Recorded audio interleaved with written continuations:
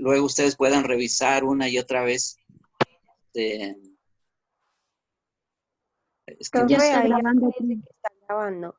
es que no sé si estoy No, grabando. ya ahí ya está grabando. Sí, estoy grabando. Sí, ahí ya. Entonces voy a tener que repetir un poco las ideas mucho más.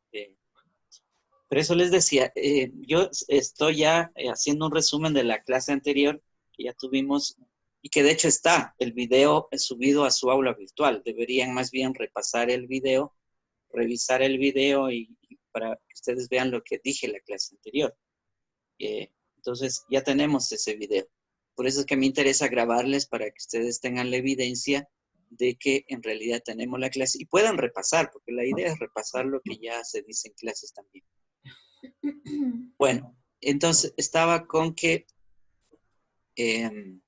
haciéndoles un resumen, yo hablé sobre dos caminos que se han desarrollado en Occidente desde los griegos para acá, y es estos conceptos de epistemología y nociología, que fundamentalmente tienen que ver con la teoría de la ciencia. El otro camino que les decía es este de la ontología histórico-social, que tiene que ver fundamentalmente con la realidad, es decir, el punto de partida es la realidad, y ahí hay dos preguntas claves como son, ¿qué es la realidad? Porque la realidad es compleja, es muy amplia, extensa, vasta, es grande, pero también es pequeña, es decir, va desde los átomos, las células, etcétera, hasta lo desconocido en el amplio cosmos. Entonces, sí, la realidad es muy amplia, pero la ciencia va estudiando totalidades pequeñas, por ejemplo, la célula, el átomo, etcétera, es decir, lo estudia en su relación y en relación con lo que está en su entorno. Entonces decía, ahí está este otro camino y fundamentalmente es la dialéctica histórica la que está en juego ahí, en cuanto que se entiende el proceso, el concepto de proceso, la evolución de todo, de los objetos, de las cosas, de los hechos, de la sociedad, de la misma naturaleza, en que siempre están en proceso de cambio, en proceso de transformación. En ese sentido, está cobijado esta dialéctica histórica bajo la ley del movimiento universal, en cuanto que todo es dinámico y cambiante. Entonces, esa era la primera idea que les había dicho a ustedes. Luego, otra idea era la de otras dos teorías que yo había dicho y hago el resumen también, era sobre el induccionismo y el falsacionismo. El induccionismo fundamentalmente se ampara en la experiencia, en la observación, y a partir de mirar varias experiencias que pueden ser A, B, Z, a partir de ahí se extrae un criterio en el que se generaliza. Por ejemplo, si yo digo, los gatos tienen garras, los leones tienen garras, los tigres tienen garras, es decir, eso es parte de la experiencia. Luego puedo decir que estos animales, es decir, el gato, el tigre, el león, son mamíferos. Y por lo tanto podríamos sacar una conclusión diciendo que todos los animales mamíferos que tienen garras son felinos. Entonces, miren, es decir, la inducción tiene que ver con ese tipo de juicios que se hacen. Es decir, se parte de la experiencia y para llegar a generalizaciones.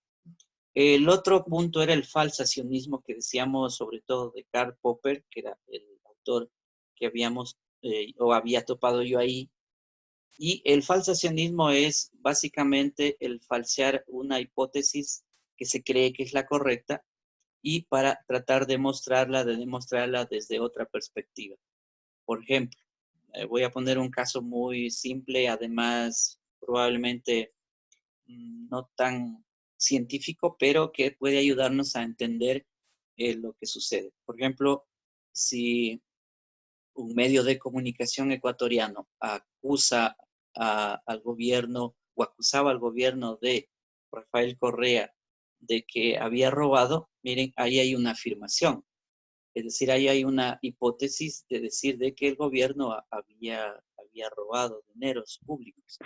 Entonces, ¿cuál es la contrastación de eso? Es que hay que demostrar, es decir, le tocaba al gobierno mostrar de que no era verdad eso, es decir, que él no había robado ningún dinero público. Entonces, miren, el falsacionismo tiene que ver con mirar desde la otra perspectiva y demostrar que eso no es así. Como el ejemplo es un tanto simple, pero en la ciencia es parecido. Es decir, si decimos que hay cuervos negros o que todos los cuervos son negros, sin embargo, la falsación sería que no necesariamente es así, sino que también hay cuervos de otros colores. Entonces, ¿qué hay que hacer? Mostrar de que en verdad existen cuervos de otros colores. Y por último, entonces tenemos la introducción ahora a lo que voy a explicar que es el estructuralismo. ¿Sí? Y este es el estructuralismo de Imre Lakatos, que es un científico húngaro, pero que vivió en Inglaterra y murió también ahí. Entonces, hay otro también científico que es Thomas Kuhn, que son los dos autores que vamos a abordar. Pero, a ver, ¿qué es esto del estructuralismo en primer lugar como término para entender? Estructura, miren, la palabra estructura implica que hay algo compuesto, es decir, tenemos una composición. Un objeto, si yo digo el celular es una composición física, es decir, está hecho de elementos que hacen que sea el celular, tiene una forma además, o hay formas de los celulares, pero el celular tiene una esencia. Por lo tanto, entre la forma y la esencia del celular, digamos, hay una estructura llamada celular. Otro ejemplo podríamos decir la estructura de la casa. Si la casa tiene una forma, pero la casa también tiene que ver con elementos que han servido para construir la casa, materiales de distinto tipo que se han usado para la construcción de la casa y además que va a ser habitada por personas. De tal modo que al decir entonces casa, mira, la estructura de la casa significa de que hay una composición, si se le ha dado una forma determinada. A eso le llamamos estructura. Bien, ese es el concepto de estructura, pero hay otro elemento para decir estructuralismo, es decir, el ismo. El ismo se entiende más como doctrina cuando se le agrega a la estructura el ismo, es decir, estamos hablando ya de estructuralismo. En ese sentido, en cambio, es ya una doctrina de pensamiento según la cual se explica y se interpreta también una determinada realidad. Eso es el estructuralismo. Y en la ciencia social existe también esta corriente que se llama estructuralismo para indicar de que existen estructuras sociales o estructuras ambientales o estructuras en la misma ciencia. Lakatos, por ejemplo, él va a hablar de que la investigación tiene ciertas estructuras y fundamentalmente para él es la estructura de la investigación. Es decir, hay que tener programas de investigación para que se desarrolle la ciencia. Y eso es lo que vamos a decir más adelante. Thomas Kuhn, en cambio, es otro filósofo de la ciencia. Bueno, él va a hablar fundamentalmente de la revolución científica, que solo por la revolución científica, siguiendo ciertos procesos que empiezan en la precognición, es decir, en un conocimiento no científico, pero se puede continuar hacia adelante siguiendo ciertos pasos hasta llegar a una nueva ciencia. Ya veremos eso más adelante. De todas maneras, lo que quería es ubicarnos en el concepto de estructuralismo. ¿Qué significa el estructuralismo? ¿Qué quiere decir estructuralismo y de dónde viene la palabra estructuralismo? Profe, Ay, disculpe dígame. una pregunta. A ver. No sé, creo que la mayoría de los compañeros creo que tienen una duda, no sé si será así. Ahorita nos está impartiendo la clase de introducción a la investigación científica o la clase de antropología. Estamos en clase de investigación científica, introducción a la investigación científica. Por eso estoy Ya, hablando de ya, es que corrientes. no, Sí.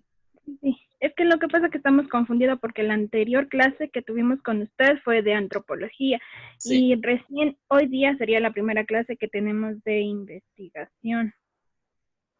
Entonces ahorita las cosas que nos está hablando prácticamente es nuevo ahorita para nosotros. No vimos de eso todavía. Bueno, de todas maneras, mira, estoy justo con la continuación de la primera clase también. O sea, en realidad estoy haciendo una introducción a la, a la clase, pero me parece raro. No sé si han visto mi video grabado, porque ahí está lo que hicimos en la clase también. ¿Has visto eso? Profe, Pero esta es la primera clase que tenemos de introducción, o sea, nunca hemos tenido una clase antes. Con ustedes sí, cuando tuvimos la de antropología, pero este curso no ha tenido otra clase de introducción, esta es la primera. A ver, déjame ver cómo. Déjame. Tal vez se está confundiendo con la de antropología que tuvimos lunes.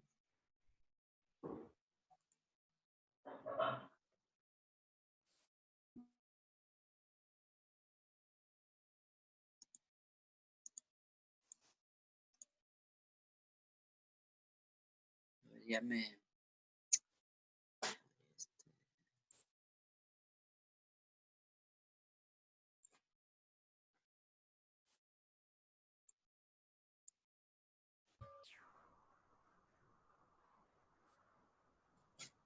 Ya me perdí. Estoy con esto de la. Quise mirarles el aula virtual porque ahí están subidos el vídeo, pero me pareció raro. Es decir, no puedo ahorita entrar al aula virtual en vista de que estoy con pero achiqué O sea, esto. profe, Sí, la clase que usted subió la dio sin nosotros. ya por eso, pero no vieron el video entonces. No, porque no sabíamos que había videos.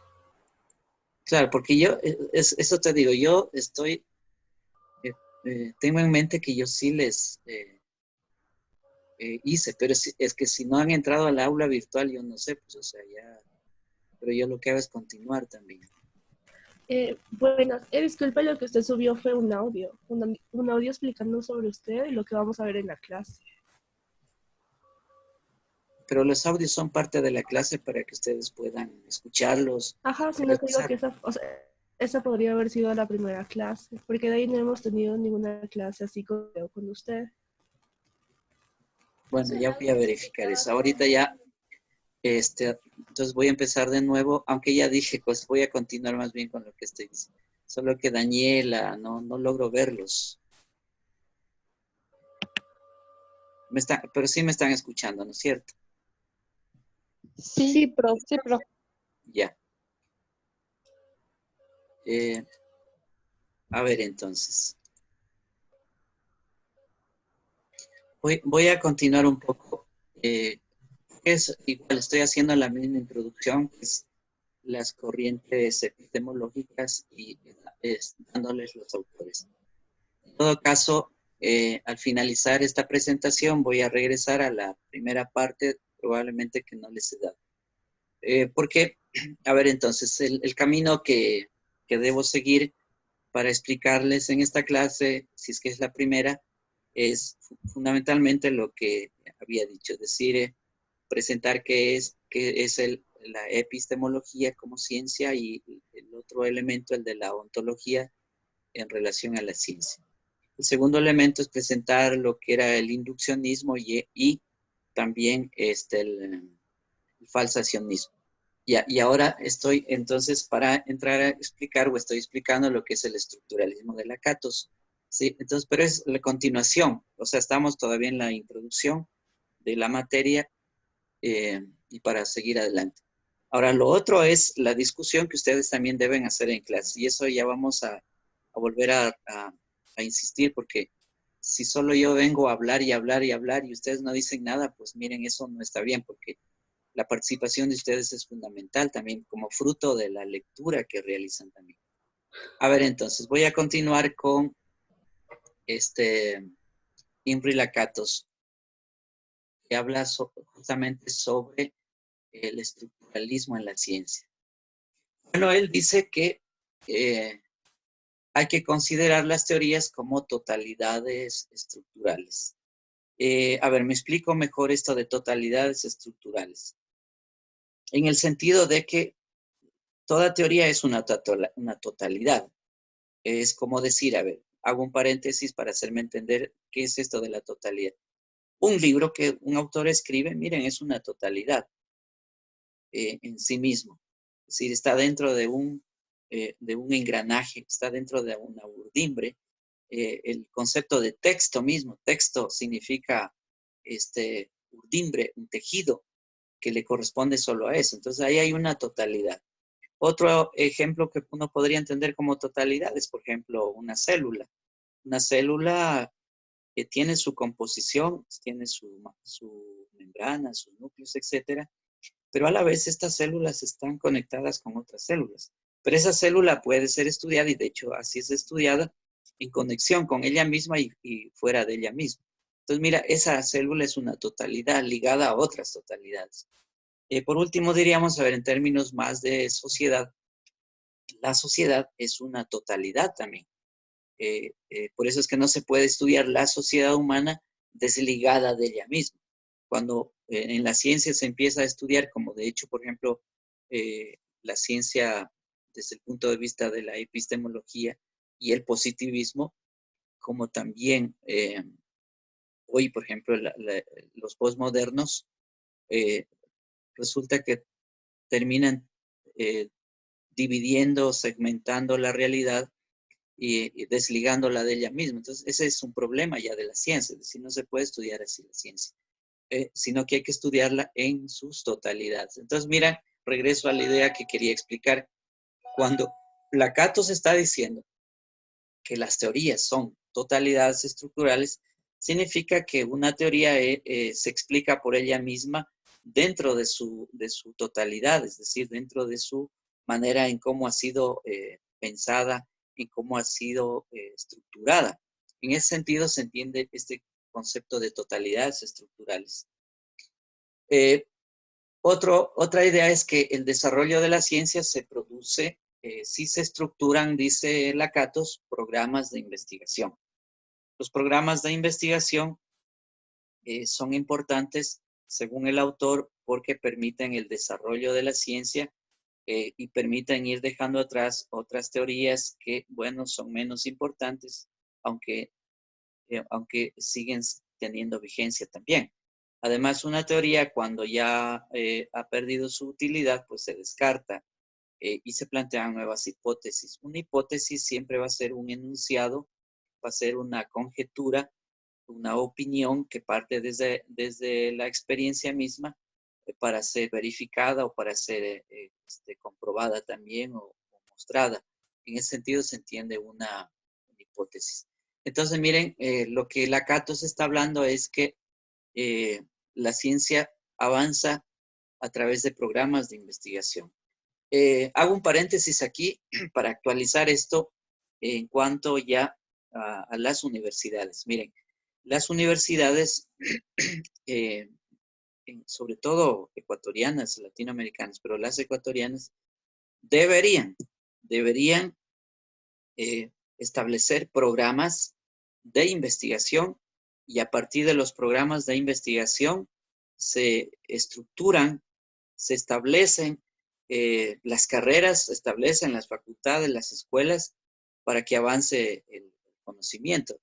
Digo esto porque hay un problema con nuestras universidades que están ligadas, que no tienen primero programas de investigación, ni funcionan así, sino lo único que están son muy instrumentales, es decir, se crean carreras solo para resolver problemas de trabajo, problemas de mercado, es decir, trabajadores para el mercado. Entonces, este es un problema porque no tienen programas de investigación. Y justamente la investigación es la que desarrolla un pueblo, desarrolla un país.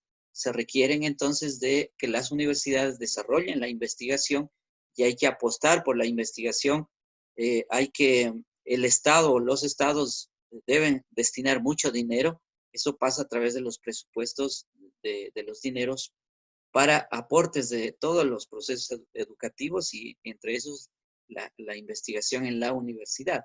Ustedes ven que, por ejemplo, es muy lamentable, muy miserable, yo diría, el caso ecuatoriano, porque en lugar de aumentar los presupuestos para educación, para investigación, peor, en la universidad lo que hace el gobierno del Ecuador es restringir, quitar lo que es por constitución ecuatoriana incluso el dinero para programas de investigación, que en primer lugar casi no hay.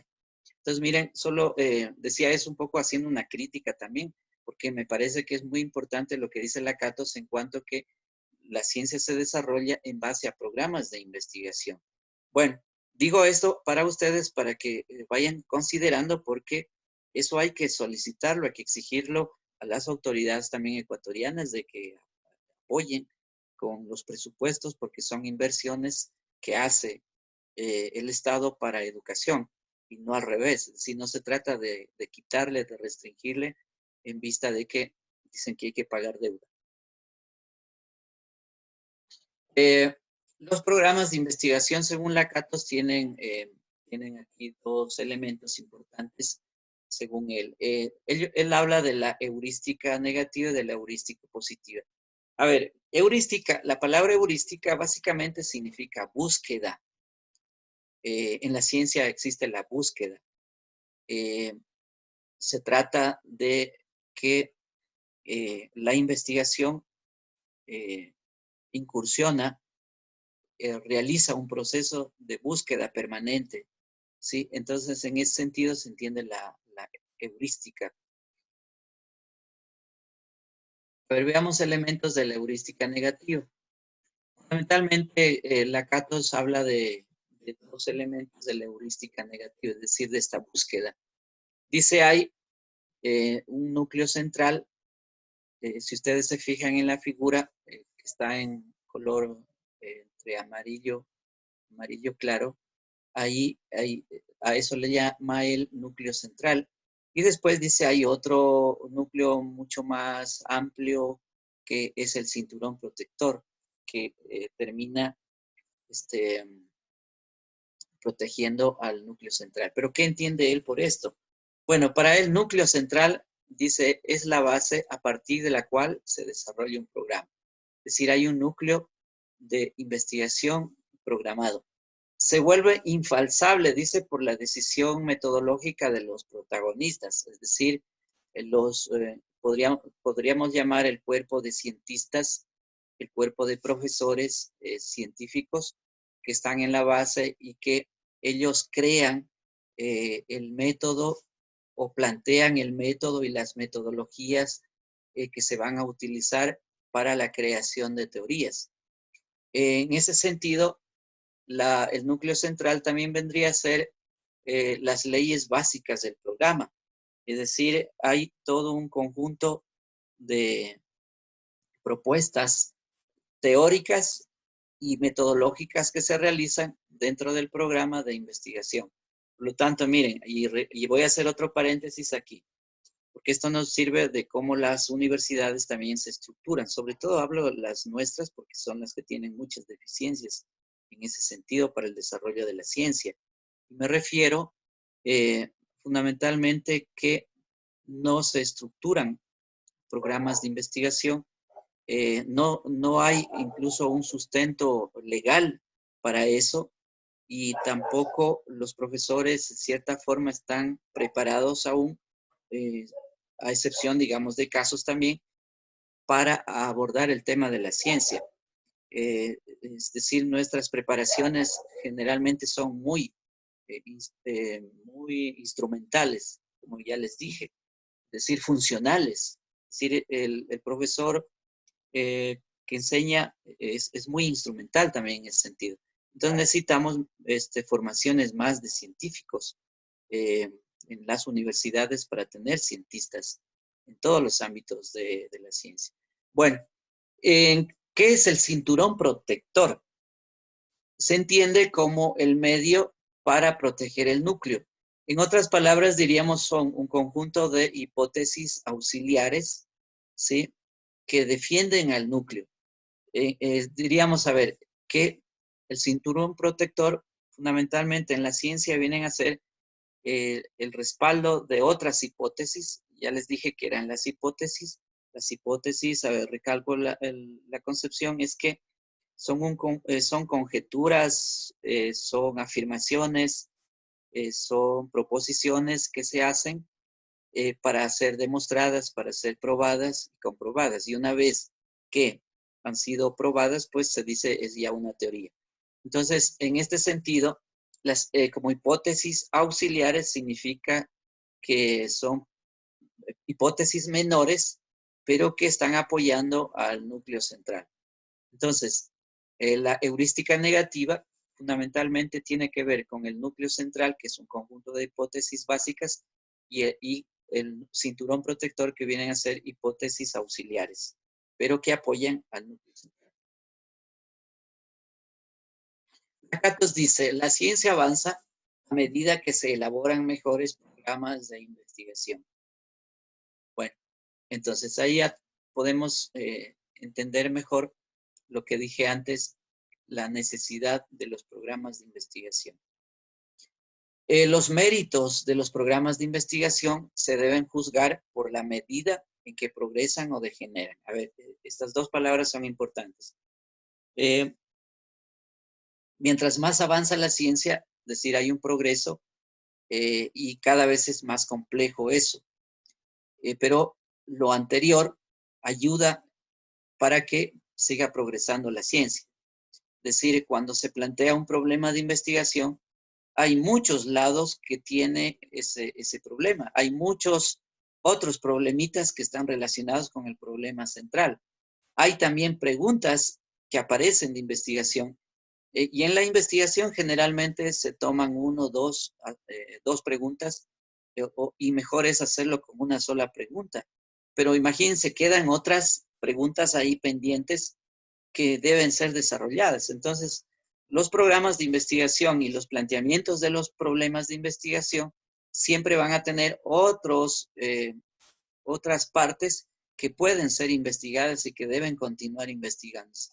Entonces, miren, así avanza la ciencia. La ciencia avanza por etapas y van quedando ahí también otros elementos que no se conocen. En cuanto a la palabra degeneran, significa, en cambio, que una hipótesis que ha sido ya mostrada, probada, y ya no sirve, pues empieza a degenerarse, es decir, ya no es útil. Entonces se la puede poner en el archivo, si es que podríamos usar esa palabra, aunque no es generalmente así, sino que más bien se las va dejando a un lado en vista de que hay otras hipótesis que son mucho mejores o explican mejor la experiencia. ¿Cuáles son las objeciones? Objeción significa la dificultad, o también se puede entender la objeción como un elemento contrario a lo que ha dicho el autor. Entonces, la objeción principal es que nunca se puede decir de modo absoluto que un programa de investigación es mejor que otro, sino que son programas distintos, son programas diferentes, pero que son necesarios. Los méritos de un programa solo se determinan hacia atrás, es decir, retrospectivamente significa hacia atrás, revisándolos hacia atrás, es decir, a la luz del desarrollo histórico. Es decir, se puede hablar de un buen programa de investigación si lo miramos hacia atrás y si se hacen evaluaciones. De hecho, los científicos realizan evaluación de sus programas de investigación para ver los procesos que se han desarrollado y cómo se han desarrollado. Es decir, es fundamental la evaluación de esos procesos. Entonces, en este sentido, es importante valorar a lo largo del proceso histórico del programa de investigación. Además, dice él, muchos de estos programas no sirven para los científicos de hoy, o también podríamos decir que no todos las teorías, tal como han sido nacidas y creadas, pues sirven para todos los lugares, sino que se requiere que en cada parte se establezcan nuevas teorías, nuevas explicaciones de acuerdo a sus lugares, de acuerdo a sus contextos de acuerdo a sus territorios, sobre todo a los contextos histórico-geográficos. Deben crearse las teorías para que den explicación desde su propia manera de ser, desde sus propios orígenes. Por eso es que no se puede, por ejemplo, cuando dicen voy a aplicar el concepto tal, miren, esa es una aberración porque no se puede, los conceptos no se aplican. Porque los conceptos, lo que sucede es que el concepto del concepto es que explica la realidad, un concepto explica. De ahí que no se puede decir aplico el concepto. Sin embargo, existe esa manera de decir y habrá seguramente profesores también que dicen ese modo. A ver, aplique el concepto. Imposible. Eso no es posible. Porque los conceptos nacen de la explicación propiamente de la vida, de la realidad. Y cada concepto explica el mundo ese al que está representando, a las cualidades del objeto que está representando. Bien, esa es una objeción fundamental. Veamos otro pensador asimismo dentro del concepto de estructuralismo que es Thomas Kuhn.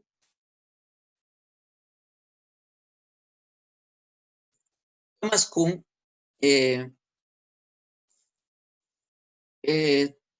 va a hacer algunas afirmaciones y que hay que considerarlas también para saber cómo ha desarrollado sus ideas. Un primer presupuesto, es decir, una primera idea principal de esta teoría es el carácter revolucionario del progreso científico. Es decir, todo progreso científico que innova, que está a la vanguardia, pues dice es revolucionario. Por lo tanto, la ciencia avanza por procesos revolucionarios. Y eso es así también porque la ciencia, sobre todo en el siglo XX y en este que tenemos, avanza a pasos agigantados y siempre tenemos revoluciones científicas. Por ejemplo, hoy tenemos la revolución tecnológica.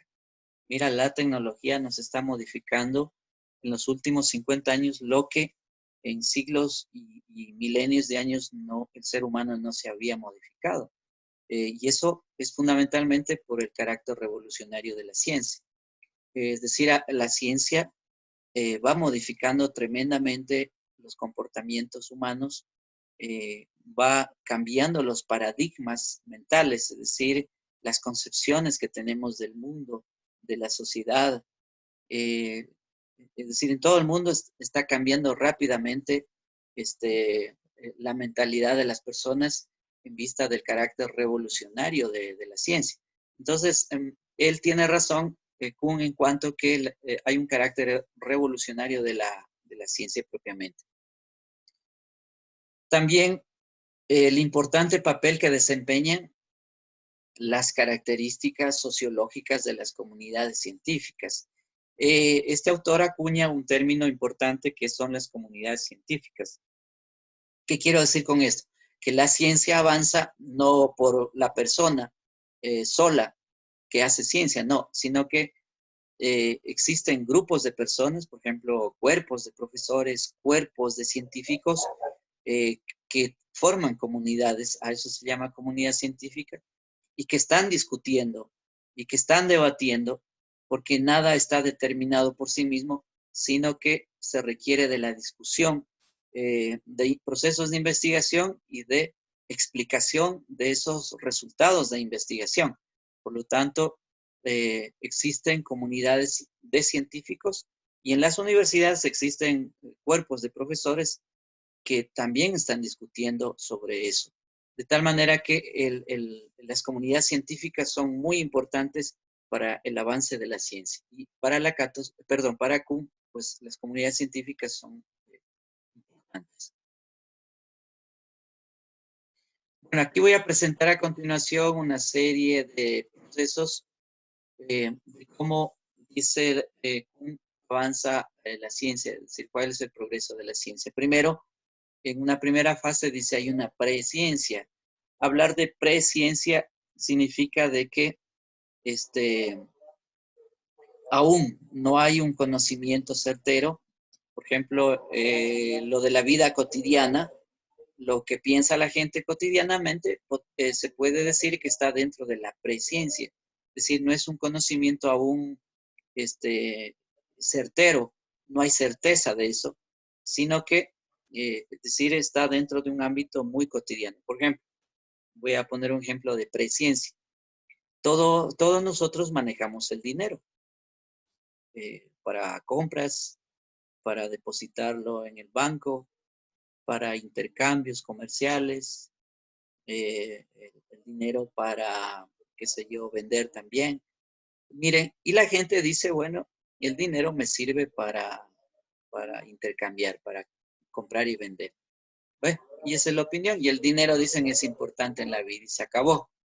Ahí estamos dentro de un ámbito de presciencia, es decir, de un conocimiento que no es aún científico.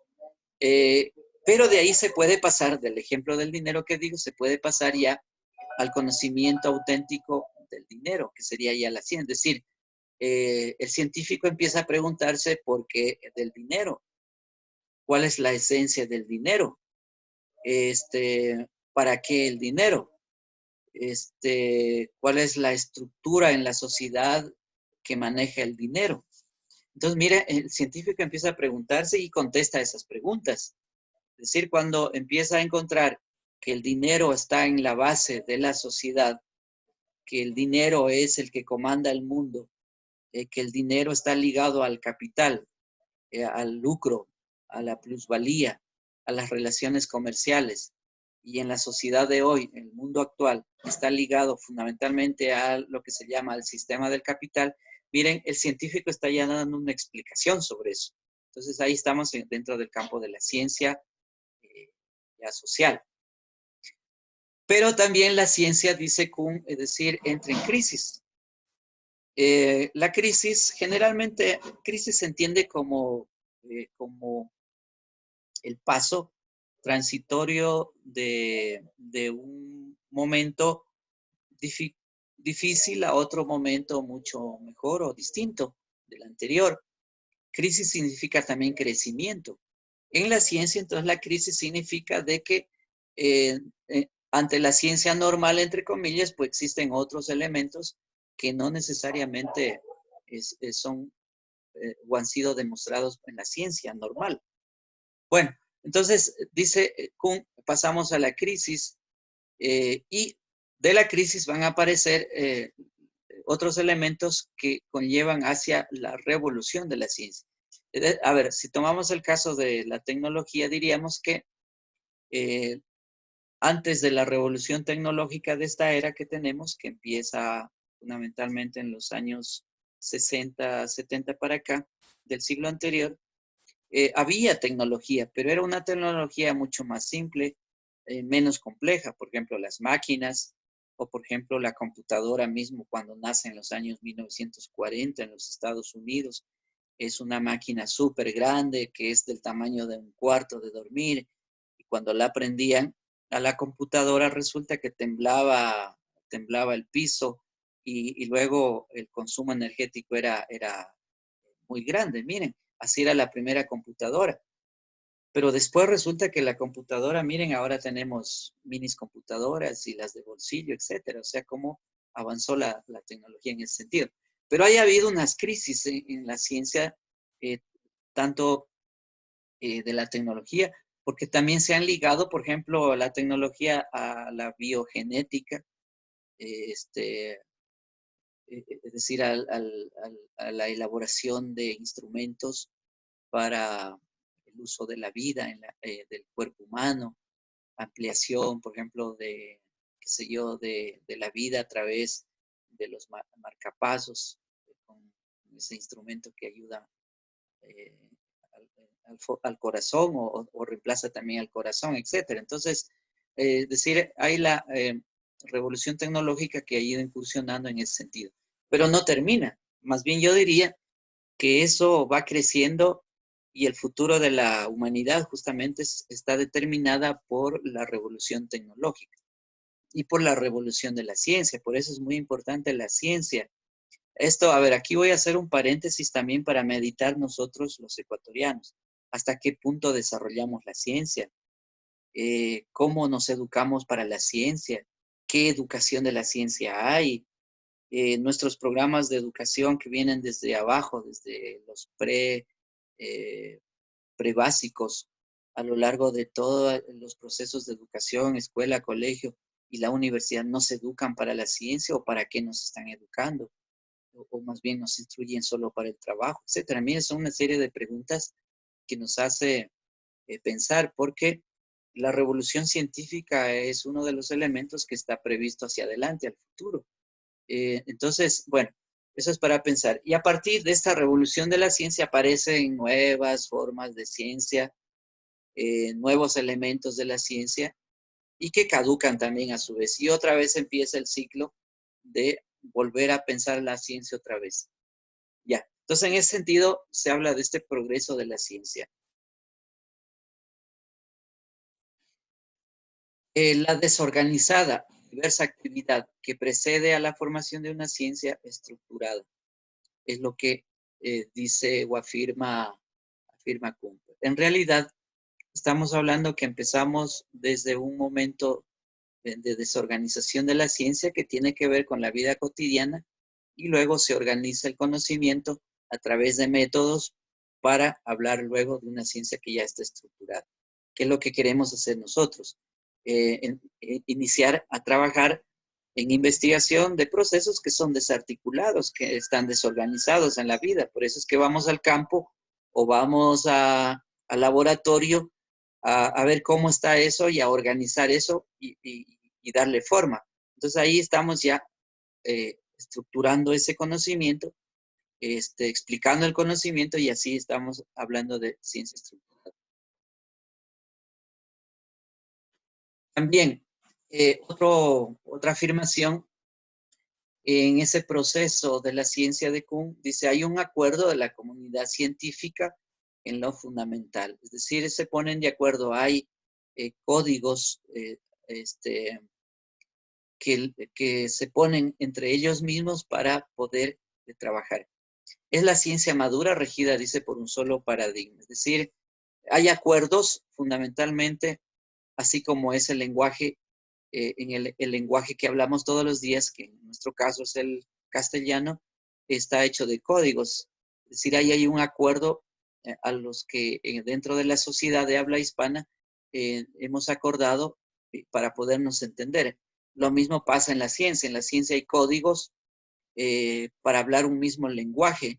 Esos códigos, o para hablar ese mismo lenguaje, hay que, digamos, tener una misma jerga de conceptos para entenderse entre los científicos o entre la comunidad científica, se puedan entender. En ese sentido, entonces, se habla de un paradigma.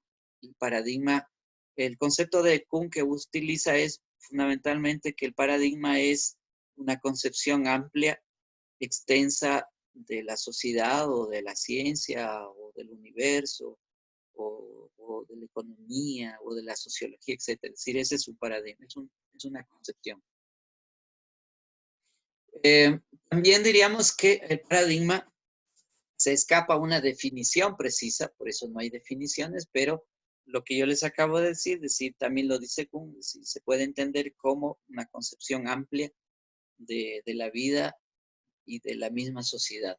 El paradigma, a ver, a modo de ejemplo, el paradigma hoy actual es un paradigma tecnoeconómico.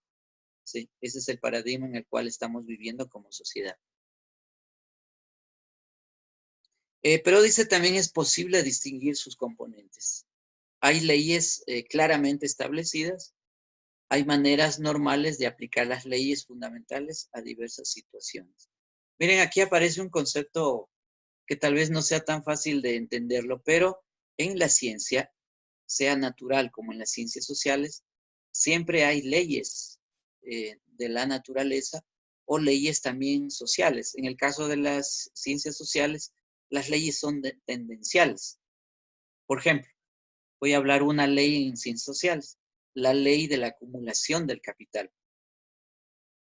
Esa es una ley tendencial, pero es real, aunque es tendencial. Es decir, las leyes son reales, no, ninguna ley de la naturaleza como de las ciencias sociales son irreales, todas son reales. Por eso son leyes. Así como existe la ley, por ejemplo, del movimiento que les decía, y es propio de las ciencias sociales, como existe la ley de la gravedad en la naturaleza, también diríamos que en las ciencias sociales hay esa ley también de gravedad en el sentido de la atracción o de la distracción o del rechazo. ¿Ves? Por ejemplo, un grupo que se junta por afección o por afinidad, diríamos ahí hay una ley de la gravedad, se juntan porque se atraen. Pero también hay lo otro, es decir, la disociación, es decir, el hecho de que no se atraen, es todo lo contrario. Entonces, miren, tanto en las ciencias naturales como en las ciencias sociales existen leyes y que son importantes para la ciencia que hay que descubrirlas. Yo estaba hablando de la ley de la acumulación del capital. Es una ley tendencial en las ciencias sociales para explicar la realidad del mundo actual, ¿sí? Es decir, la ley de la acumulación del capital está regida por la expansión del capital, por el lucro del capital, por la incontrolabilidad del capital, es decir, el capital es incontrolable, y ese es un problema, de hecho. Si no, el coronavirus nos está mostrando de la incontrolabilidad del capital, ¿sí? Ahí hay todas unas teorías sobre eso, pero que el capitalista busca cada vez más expandir el sistema porque necesita lucrar más como sea, imponiendo lo que sea. Entonces, miren la ley de la acumulación del capital. Kuhn también habla de principios metafísicos, o sea, metafísico, el que va más allá de lo físico. Hay prescripciones, dice, metodológicas generales, es decir, metodologías que pueden servir para todo y hay que usarlas. Dice, hay teorías centrales, es decir, importantes, y dentro de esas teorías centrales también aparecen anomalías. Es decir, ninguna explicación en la ciencia pues es pura ni absoluta, sino que también de ella se desprenden ciertas anomalías. Una anomalía en la ciencia es básicamente otro problema que está al lado del problema central. Por ejemplo, si yo tomo la ley de la acumulación del capital, ahí hay una ley tendencial de la sociedad. Una anomalía de eso, ¿qué es? La desigualdad. Es decir, la acumulación del capital en la sociedad produce desigualdad. La desigualdad es una anomalía. Las clases sociales son anomalía. El acaparamiento del plusvalor, es decir, de las ganancias exorbitantes, son anomalías del sistema. El trabajo asalariado, así como lo conocemos, es una anomalía del sistema, porque solamente a través del trabajo asalariado, el trabajo que realiza el trabajador como fuerza de trabajo, es la que produce la riqueza, y esa riqueza es apropiada, y esa apropiación es parte de la acumulación del capital. Entonces, miren, son anomalías. Profe, Sí. ¿cuál sería la definición de anomalía entonces? La anomalía es una dificultad, es un obstáculo, es algo que estorba, un problema que también se origina en torno a la teoría central o al objeto central que es estudiado. Entonces, por eso ponía este ejemplo de la anomalía en la ley de la acumulación del capital, porque son anomalías que deben ser estudiadas. Es decir, no es que la anomalía, no es como en la enfermedad. Es decir, la enfermedad, tú sabes que, por ejemplo, uno está enfermo y de repente, bueno, ya como que te estás curando y de repente dices, no, es que hay algo anómalo ahí, es decir, hay una anomalía. Mira, no es en términos de esos en la ciencia, sino que acá hablamos más bien de que son dificultades, de que son obstáculos, de que son problemas adicionales, colaterales, y no menos importantes, porque esas anomalías hay que estudiarlas porque a partir de ahí, mira, aparecen otras explicaciones. Lo mismo pasa en la física. Por ejemplo, en la física puedes tener, a ver, qué sé yo, los rayos X. Mira, hay una producción de rayos X, pero en torno a los rayos X hay otros problemas que tienen que ver con los rayos X, que le podríamos llamar entonces anomalías y que deben ser estudiados. Y de los rayos X pueden aparecer rayos gamma, qué sé yo, etcétera. Entonces, mira, a eso se refiere una anomalía en la ciencia. No sé si quedó clara esta idea de Sí, anomalía. profe, gracias. Ya.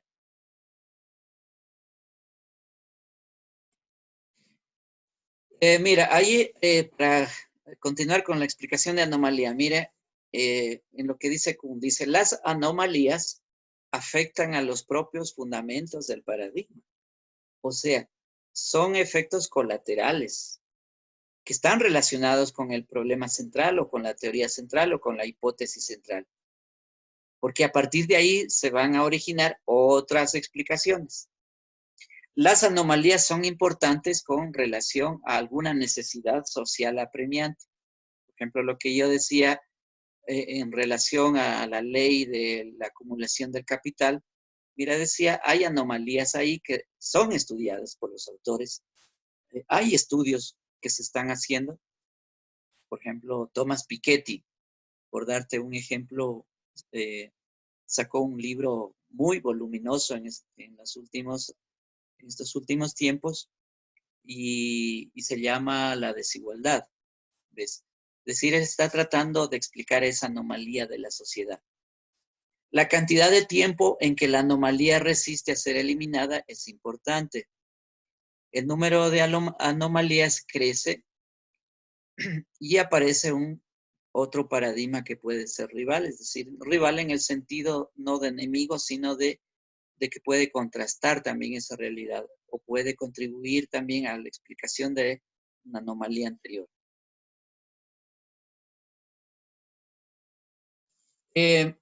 También Kuhn habla de que se van dando cambios de paradigma en la sociedad.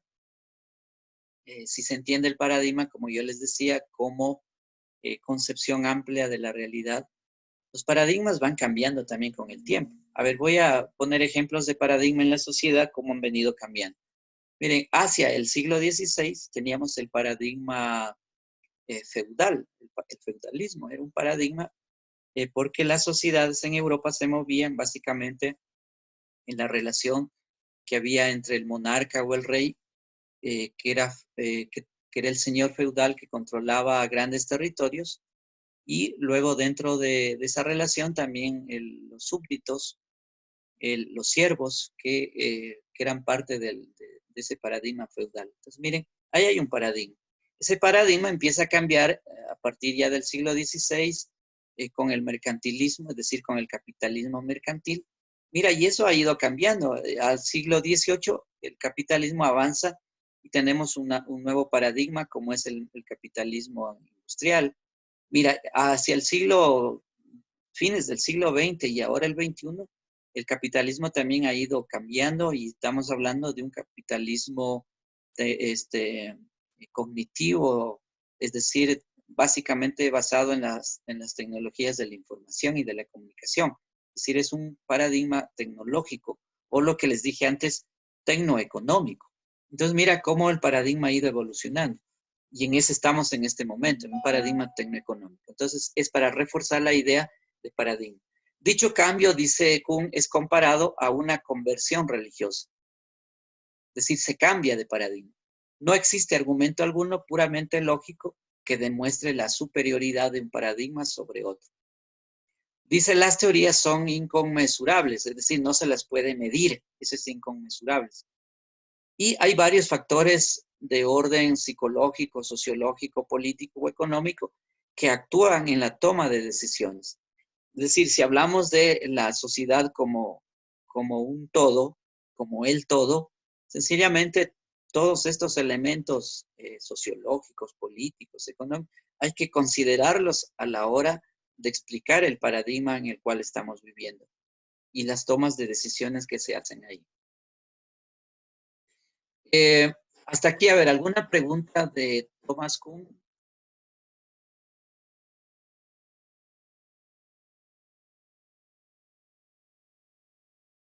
Ya. Bueno, voy a pasar a otra teoría, asimismo otra corriente, que se llama el anarquismo epistemológico. Bueno, el anarquismo, anarquía, a ver, anarquismo significa que no hay un orden exclusivo, sino que más bien hay un desorden, ¿sí?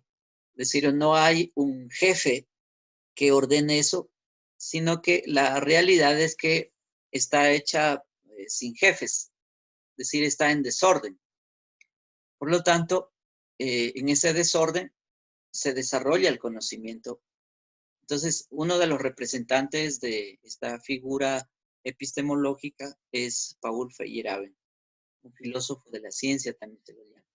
Bueno, ¿qué dice Paul Feyerabend? Feyerabend dice todo vale. Miren, aquí hay un paradigma nuevo. Si tomamos la idea de paradigma de Kuhn. El paradigma, es decir, cuando él dice todo vale, estamos ya en un paradigma esencialmente posmoderno, ¿sí? Donde no hay reglas, donde todo es válido, ¿sí? Y estamos en ese paradigma también social. Bueno, él dice todo vale. Ninguna, dice, de las metodologías hasta ahora propuestas han tenido éxito, ¿sí? Las metodologías son incompatibles con la historia de la ciencia de la física. Es decir, los autores anteriores que han creado metodologías, métodos para explicar la realidad, pues dicen no son compatibles con la ciencia de la física. Ninguna ha proporcionado reglas adecuadas para guiar las actividades de los científicos. ¿Sí? Entonces ahí estamos hablando de anarquismo. La única regla que queda es la de que todo vale, dice Feyerabend. La ciencia, dice, no es necesariamente superior a otros campos de la realidad. No se ha dedicado los mismos esfuerzos y recursos para el estudio, por ejemplo, del vudú, la magia, la astrología, etcétera, que se han designado a la ciencia. O sea, bueno, él está haciendo ya ahí, yo diría, una crítica también a la enfoque de la ciencia actual. ¿Sí? Por ejemplo, nosotros estamos más interesados en estudiar matemáticas, en estudiar las ciencias naturales o las ciencias duras, y nos descuidamos de otras áreas de la vida, por ejemplo, el arte, las ciencias artísticas, estudiar, por ejemplo, en una sociedad como la nuestra, estudiar la antropología. Miren, yo soy antropólogo, en mis cursos éramos 12, 15 y no más. Mientras que en otras áreas, por ejemplo, en la administración, en las ingenierías, 40, 50, ahora en biotecnología 60 alumnos. O sea, ¿por qué? Porque la gente ve, los estudiantes ven ahí, en realidad ven la plata, ven el dinero, qué es lo que me produce más dinero. Por ejemplo, estudiar el vudú, diríamos, ¿qué me puede producir económicamente? O estudiar la magia, o estudiar la astrología, ¿qué me podría producir? Entonces, lo que está haciendo Feyerabend es una crítica también a eso, es decir, que es más importante en algunas visiones de la ciencia este tipo de cuestiones antes que otras, como por ejemplo las que yo acabé de mencionar. Dice, no hay fundamento para pregonar la superioridad de la ciencia frente a otros campos de la ciencia. Habla de la libertad del individuo. Dice, la institucionalidad de la ciencia en nuestra sociedad es incompatible con la actitud humanitaria. Miren, esta sería otra crítica que está haciendo también a la ciencia ya, en el sentido de que la ciencia como la estamos conociendo, con valor en las matemáticas, con valor en la tecnología, valor en la química, dice se ha institucionalizado. Es decir, hemos llegado a unos niveles científicos sumamente altos, importantes, pero es la ciencia por la ciencia. Pero eso no está siendo compatible con la actitud humanitaria, con la actitud humana de seres humanos. Miren, el coronavirus sería un elemento, yo diría ahí, decir, se ha avanzado tanto en la ciencia biológica, se han creado armas biológicas ya desde, a ver, una de las primeras armas que se crearon fueron el anthrax, que se creó en Inglaterra y después fue aplicado en Sudáfrica. Y así se han ido creando armas biológicas que son muy peligrosas y están relacionadas con la guerra, con el apocalipsis, que es la guerra perpetua, con el exterminio humano. Entonces, se han creado ese tipo de armas. Miren, ahí hay un avance grande de la ciencia biológica. Sin embargo, eso es incompatible con la actitud humana que tenemos. Es decir, no hay nada de humanidad en la creación desde la ciencia de esas armas biológicas con la actitud humana. Es decir, ahora mismo nos estamos dando cuenta lo que significa tener un arma biológica, cómo puede exterminar la población en su conjunto, la población mundial. El coronavirus nos enseña mucho, es decir, nuestra actitud humana ante la ciencia es desigual. La ciencia avanzó mucho, pero humanamente no hemos avanzado, porque la ética, por ejemplo, que está en juego ahí, es decir, hay cuestiones antiéticas. Se ha avanzado de manera egoísta, se ha institucionalizado la ciencia, pero resulta que humanamente miren cómo se está aplicando eso. Entonces, es muy crítico el asunto que nos está diciendo Feyerabend, es decir, haciendo una fuerte crítica a la relación entre la ciencia y la humanidad.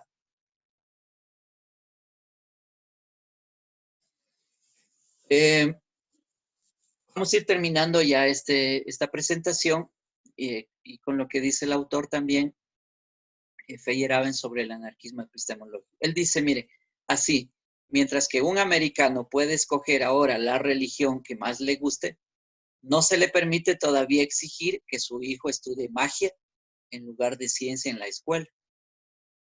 Porque todos deben seguir la misma ruta, dicen, que es trabajar para el mercado. Hay una separación, dice, entre el Estado y la Iglesia, pero no la hay entre el Estado y la ciencia. Liberar a la sociedad del dogal. Dogal es una soga que se pone al cuello, es decir, es la soga que servía para ahorcar a un reo. Ese es un dogal. Dice, liberar a la sociedad del dogal de una ciencia ideológicamente petrificada, del mismo modo que nuestros antepasados nos liberaron del dogal de la única religión verdadera. ¿Sí? En conclusión, a ver, vamos a ir concluyendo.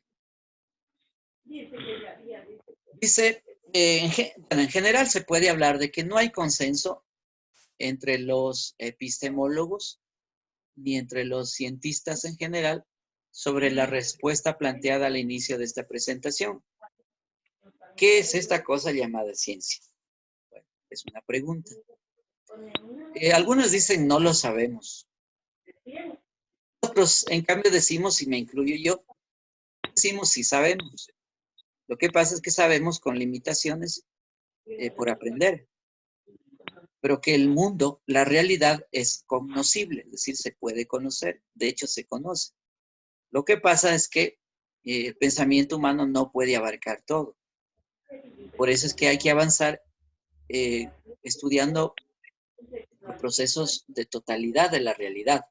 Y esta va a ser la próxima presentación que yo voy a hacer en la próxima clase, una presentación de esta versión para entender de que sí es posible conocer, y de hecho conocemos, solo que con limitaciones, pero hay que apropiarse de los métodos, de las metodologías, y hay que generar ciencia. O sea, la heurística que decíamos en alguna parte de esta presentación es muy importante en la investigación, porque la heurística me permite buscar, y para buscar hay que hacerlo con método. El método es muy importante, la ciencia sin método pues no puede haber. sino que la ciencia requiere de métodos y los métodos hay que adquirirlos, hay que crearlos también para poder conocer mejor. Así como el carpintero para hacer una mesa, una silla, requiere de herramientas y tiene que crear sus propias formas de cómo hacerlo, requiere de los instrumentos del mismo modo en la ciencia. En la ciencia necesitamos de métodos para poder avanzar científicamente. Y para el estudio de la sociedad, que es en el caso, digamos, de nuestras profesiones que están dentro de las ciencias sociales, pues hay que apropiarnos de los métodos existentes o hay que ir creando otros métodos que serán posibles en el futuro para explicar mejor el comportamiento humano, la actitud humana. Cuando hay un divorcio entre la ciencia que avanza a pasos agigantados, la ciencia técnica y el comportamiento humano, que no avanzamos mucho. Es decir, no avanzamos mucho porque nos matamos entre nosotros, usamos la misma ciencia para matarnos entre seres humanos. Entonces ahí hay una desigualdad que hay que trabajar. Y las ciencias sociales pueden ayudar mucho en ese sentido.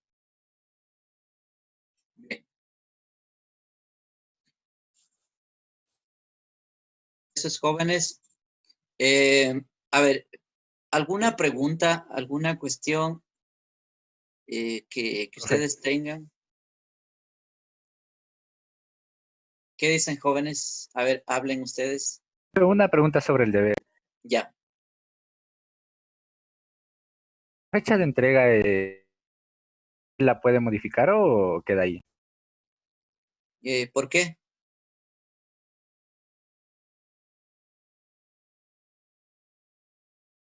Bueno, en lo A personal. ver, pero explique por qué habría o cuáles serían las razones por las cuales dices o preguntas para poder contestarte.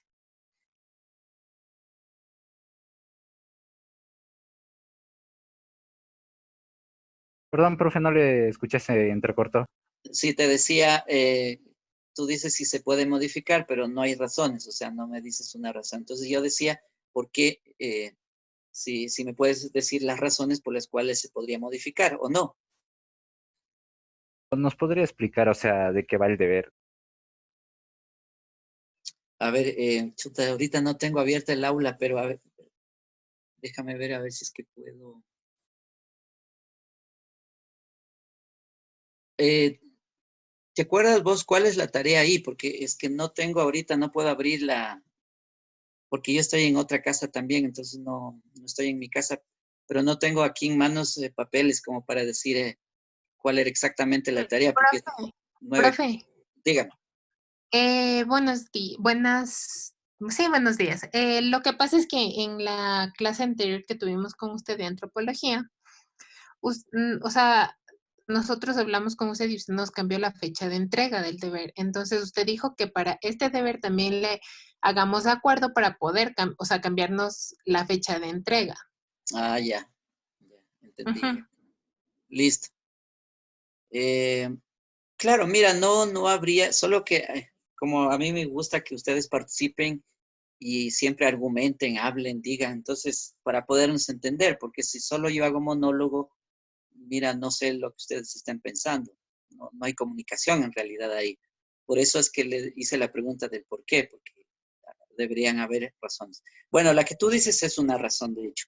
Si es que dije eso y creo que fue eso así, sí, claro, es posible, por ejemplo, cambiar esa fecha a 8 días después. Y en los 8 días después decir, ¿para cuándo estaba la fecha de esta tarea? Para el 8, creo. Para el 8 de abril. Sí. Ya. Entonces puede cambiar para la siguiente semana. Mira, sí, yo la voy a anotar para cambiar la fecha y así.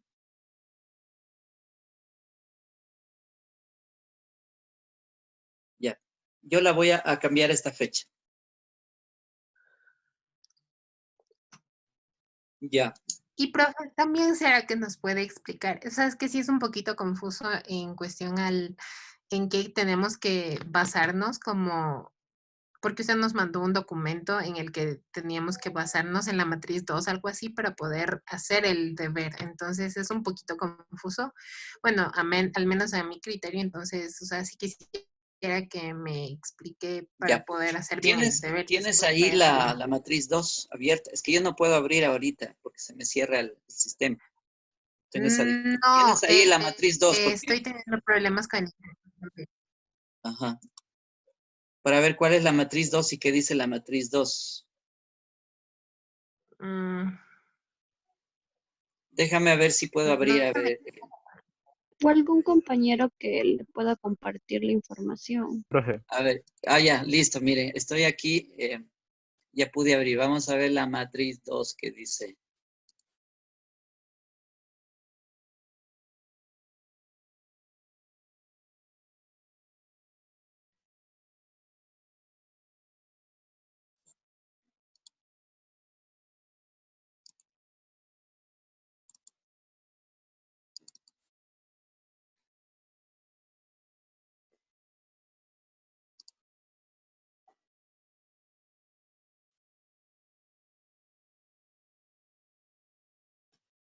A ver, entonces vamos a... Mira, voy a socializar o a compartir pantalla de la matriz 2.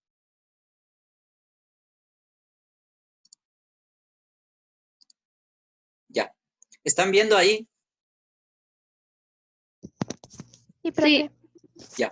Sí, profe. Miren, ahí tienen la matriz 2 de su rúbrica de evaluación que está incorporada en su aula también. Ahí descarguen ese documento. Justamente está anunciada la tarea, pero también está la rúbrica y por eso es que es la matriz 2. A ver,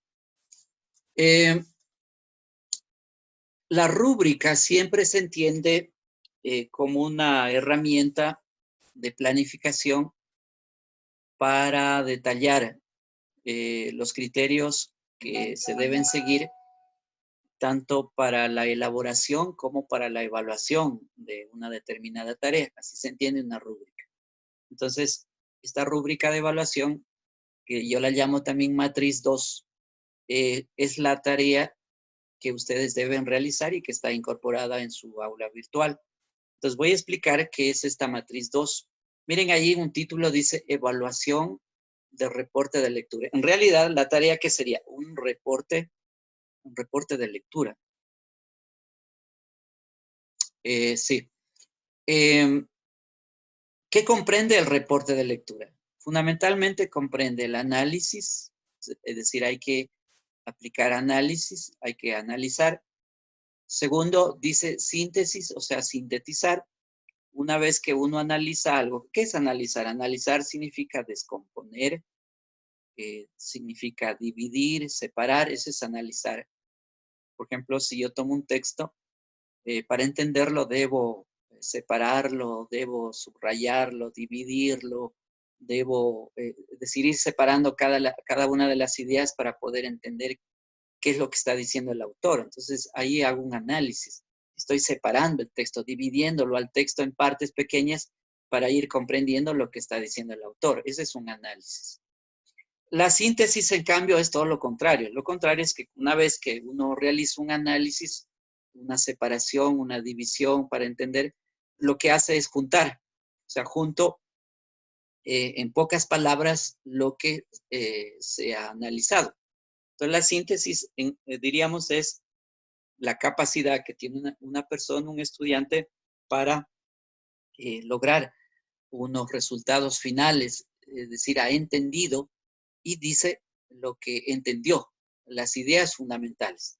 A eso se le llama una síntesis.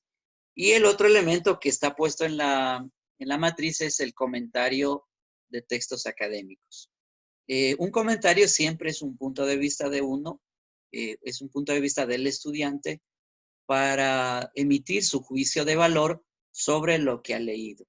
Generalmente yo lo suelo pedir que sea crítico ese comentario, es decir, no solamente de decir yo estoy de acuerdo, no, sino que emita su punto de vista crítico sobre lo que ha leído y analizado y sintetizado el estudiante. Entonces, mira, evaluación del reporte de lectura implica el análisis, la síntesis y el comentario del texto. Esa es la primera idea que hay que tener presente para el análisis. Ahora, veamos qué comprende cada uno de los elementos de la matriz. Entonces, un primer elemento que les estoy pidiendo a ustedes es que identifique el objetivo del texto o también puede ser la tesis central del texto. Sí, me explico. Un objetivo siempre es una meta que se traza el autor, el escritor, para poder desarrollar a lo largo del texto y obtener unos logros finales.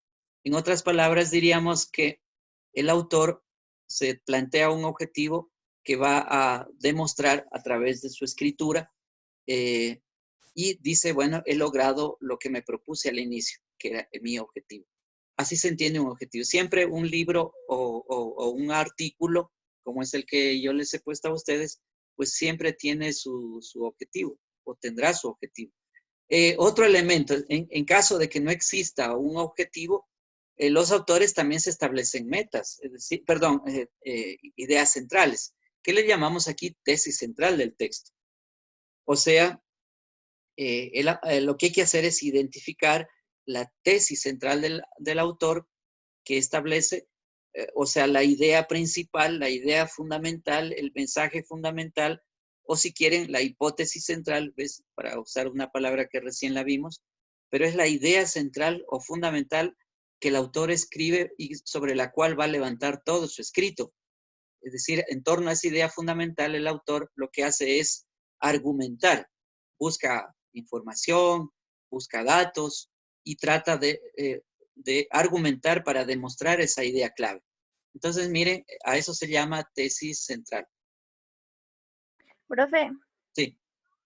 pero yo creo que la pregunta además era si tenemos que seguir un formato.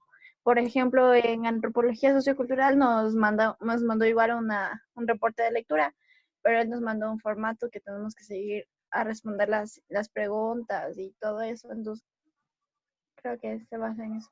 Sí, la matriz es el formato. Justamente es el formato de que deben seguir. Es que cada profesor o cada, qué sé yo, lectura, depende de los textos de lectura que sean, usas formatos distintos. Este, por ejemplo, es un formato, el que yo te estoy explicando. Es decir, la tarea tiene que seguir estos criterios. Eso es. Entonces, es el formato, llamémosle matriz 2, ¿sí? Pero es un formato. Entonces, pues estoy explicándoles en qué consistiría el formato que ustedes van a seguir para resolver la tarea. No sé si quedó entendido este primer elemento del formato, si queremos llamarle así formato. Sí, profe, lo que creo que se refería a mi compañera es en la parte que dice si, por ejemplo, ponemos objetivo o tesis central de texto y respondemos. ¿Categorías centrales del texto o cómo? Solamente identificas. Identificar significa cuál es el objetivo o la tesis central que escribe el autor, nada más. Pero deberíamos poner, o sea, objetivo, 2 puntos, y, o sea, lo que dice, ¿verdad? Porque claro. Si ponemos solo texto y texto, obviamente, ¿cómo se va a dar cuenta? Es que el autor o todo autor siempre va a escribir un objetivo. Los objetivos son muy cortos. Por ejemplo, un objetivo puede tener entre unas 20 y tal vez hasta máximo 40 palabras. No tiene más un objetivo. Es decir, no son largos. Es decir, el autor dice, a ver, en la presente investigación o en el presente libro voy a mostrar cómo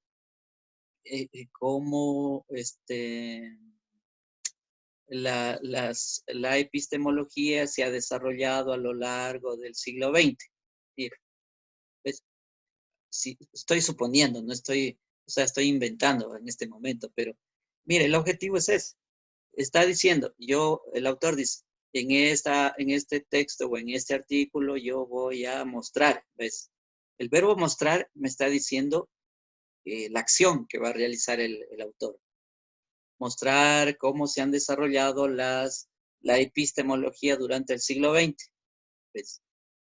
Ya, es decir, ese es un objetivo. Y no necesitas más. O sea, lo que hay que hacer hay que identificar, es decir, qué es lo que el autor está planteando. Eso sí, pues. Porque si uno va y coge cualquier cosa, pues entonces no, la tarea ya empieza a patalear porque no estás haciendo lo que se te está pidiendo, que es identificar el objetivo clave. En el caso de la tesis, supongamos que no tiene objetivo ese texto, pero tiene una tesis, es decir, hay una afirmación. La afirmación es que... Sí, ya entendimos. Eso, Sí, eso. ya le cachamos la idea, ya le cachamos Eso, la ya idea. ves. Entonces, mira, lo mismo pasa con la tesis. La tesis nunca tiene un montón de palabras, no. La tesis puede ser escrita en unas 40 palabras máximo, tal vez. Porque eso es lo que es la idea principal. ¿Qué es una idea principal? Una idea principal siempre es un enunciado corto, preciso, conciso, que establece un autor y sobre el cual va a argumentar, va a decir muchas cosas, va a usar información para defender esa idea. Por eso se llama tesis. Por ejemplo, si yo digo,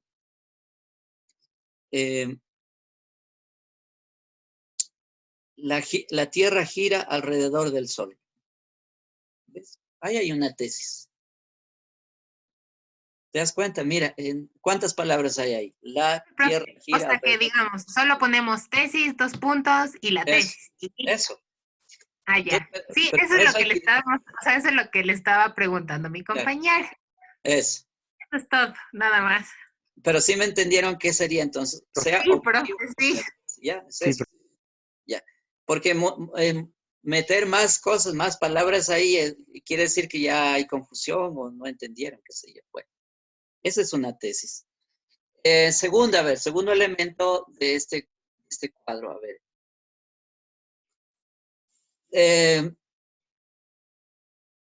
Categoría. ¿Qué son las categorías? A ver, esa es una palabra ya que hay que entenderla perfectamente bien. A ver, miren, una de las maneras muy comunes de entender nosotros en la escuela, en las clases, es entender la categoría como división, es decir, como tipos. Por ejemplo, si yo digo la categoría de perros, de razas de perros. Razas de perros es una categoría en esa visión. Entonces, ¿qué haces? Clasificas todas las razas de perros pues, bajo la categoría razas de perros. Mire, esa es una manera que se ha venido y es muy común esa. Lo que yo voy a decir ahora no tiene nada que ver con esa manera de entender. ¿Sí? Nada que ver. Y esto lo digo con claridad porque de pronto se van a confundir con categoría. ¿Qué es una categoría? Entonces voy a explicar qué es una categoría. Una categoría, a ver, en términos de ciencias sociales es formas del ser, determinaciones de existencia. A ver, miren, ahí hay una cosa ya probablemente no tan entendible, pero a ver, ¿qué es eso entonces? Cuando digo formas del ser es que la sociedad es un ser, porque está hecha de seres humanos. La sociedad es un ser social, porque se tejen relaciones sociales. Y las ciencias sociales, y con las disciplinas que hay ahí, que hay varias disciplinas que están dentro de las ciencias sociales, como la psicología, la economía, la administración, la sociología, la antropología, etcétera, son parte de las ciencias sociales, son inherentes de las ciencias sociales. Todas estas, miren, tienen que ver con relaciones sociales. Y entonces, como ciencias estudian ese ser social. Ya, primera cosa.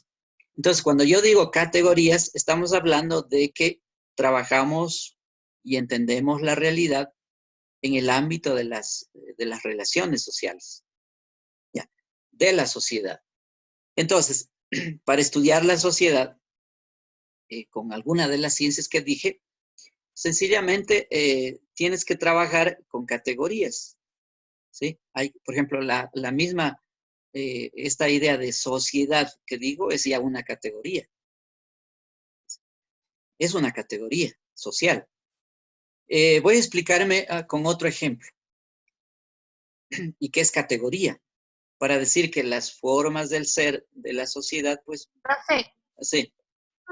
Perdón que le interrumpa, pero, o sea, Sinceramente yo creo que ya sí entendimos la idea, pero si nos sigue dando ejemplos nos vamos a confundir. O sea, en serio. Entonces, ¿cuál es la propuesta?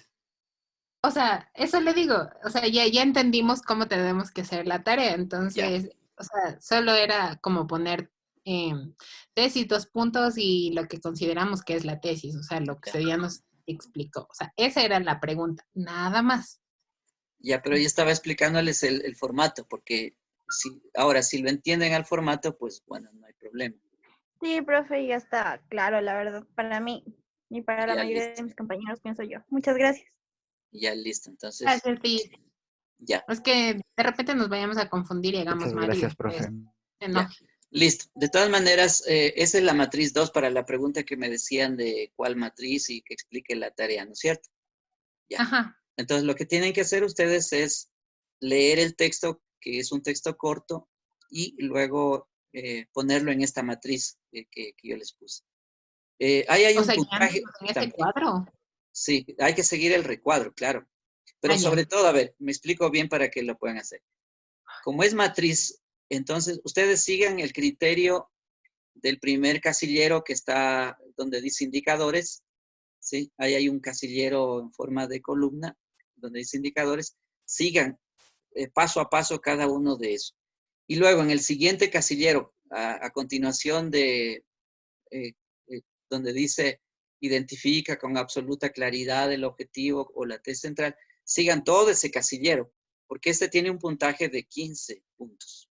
Es decir, si se cumple con eso, tienen 15 puntos. Y después hay otro rango que es de evaluación, que es el de decir si no logran los 3 puntos en cada uno de estos casilleros de la segunda columna, hay otro casillero, el tercero, de izquierda a derecha, y donde les pongo un puntaje de 1,5. ¿Sí? Pero esto es ya para ir valorando de mayor a menor lo que ustedes puedan escribir, el aporte que vayan a hacer. Y esto tiene una valoración de 7,5. Pero lo óptimo es que ustedes apunten al 15, ¿sí? Entonces trabajen con la segunda columna de izquierda a derecha, que es la que está sobre 15 puntos. Y con eso me parece que ya pueden trabajar solo con ese criterio de 15 puntos. Listo, jóvenes. Entonces, la próxima clase yo voy a regresar sobre la primera idea que les dije de esto, del segundo camino en Occidente que se desarrolló, o se está desarrollando aún todavía, la vía ontológica histórico-social para abordar el conocimiento científico. Eso lo haremos entonces la próxima clase. Y si es que ustedes tienen preguntas previas ahí, entonces empezaremos explicando esas preguntas. ¿Les parece?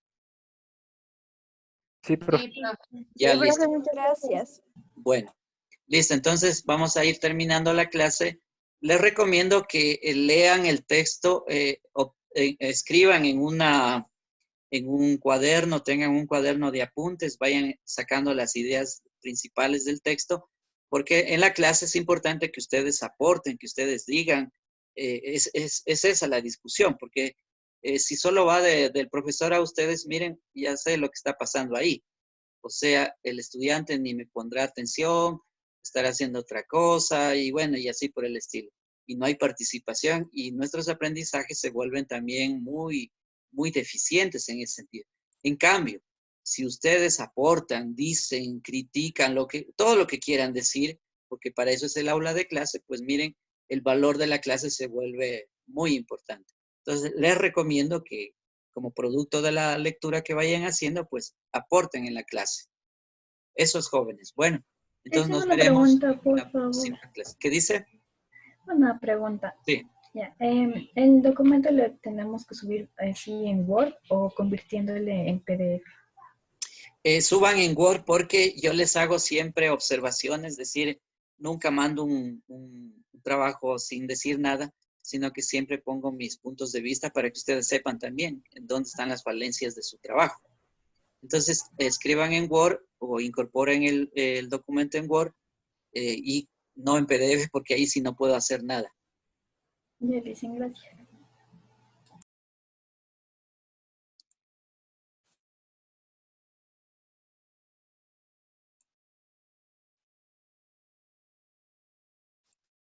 Bien, entonces vamos terminando y nos veremos la próxima clase.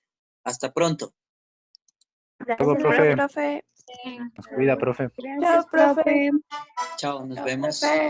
Hasta luego.